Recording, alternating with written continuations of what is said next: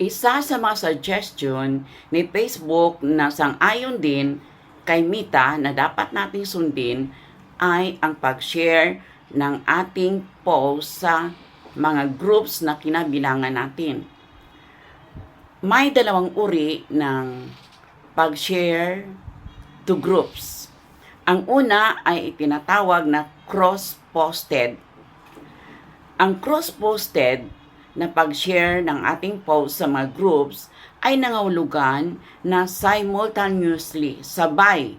Sa pag-post natin, maging anumang uri ito ng media types, ito ay reels, long form, short form, picture post, text post, or stories post, sabay natin i-share the moment we uploaded our post.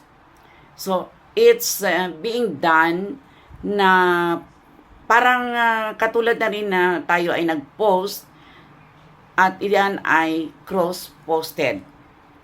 Ang ikalawang uri ay tinatawag na shared post talaga. Ano ang shared post? This is done after you have already uploaded your post. Pwede mo itong i-share sa iba't ibang mga groups na kinabilangan mo. Usually, we are only limited up to 9 groups sa pag-post kapag ito ay being shared after uploaded.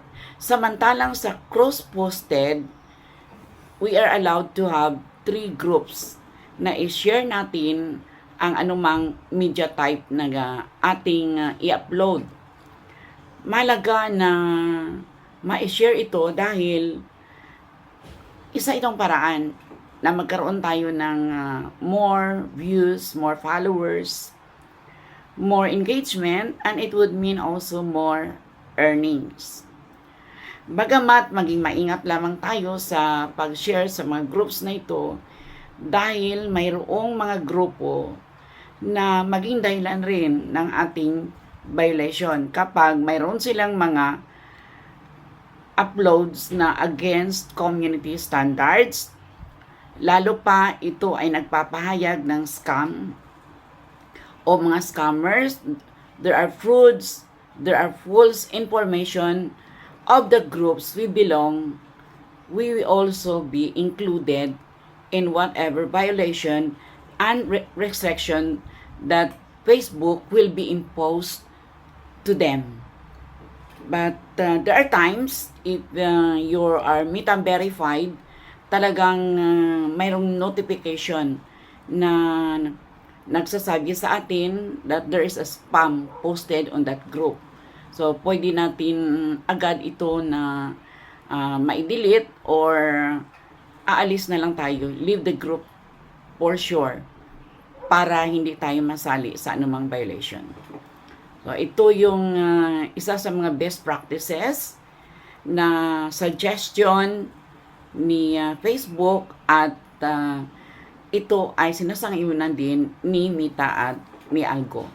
To make a recapitulation, there are 2 types of sharing our post to the groups we belong. First is cross-posted, wherein it is done sabay. Simultaneously, we are going to post that sabay sa ating upload. Samantalang ang ikalawa ay it is a shared post. It is done after we have posted it already. So the cross-posted, it is done before the final uploading. Mahalaga dahil ito sa ating engagement, views, followers, and more earnings. Nagustuhan nyo ba ang video na ito? Aling parts or bahagi ng aking sinasabi ang nakatawag ng iyong pansin? Paki-comment na lang sa comment section. Pwede mong dagdagan, pwede mo ring bawasan ang sinasabi ko. Please like, comment, share, and paki-send na rin ng stars kung may nakuha kang kahalagahan sa video na ito. Dahil ang karanasan ko ay magiging karanasan mo na rin. I am your teacher vlogger, teacher na, vlogger pa. Master Teacher 1, live and alive here in Life is Here, Davao City. Mabuhay, magandang buhay, mabuting tao. Mabuhay, mabuting tao, magandang buhay. Long live good person, good life. Long live good life, good person, you. Thank you for watching. Until my next vlog, mabuhay!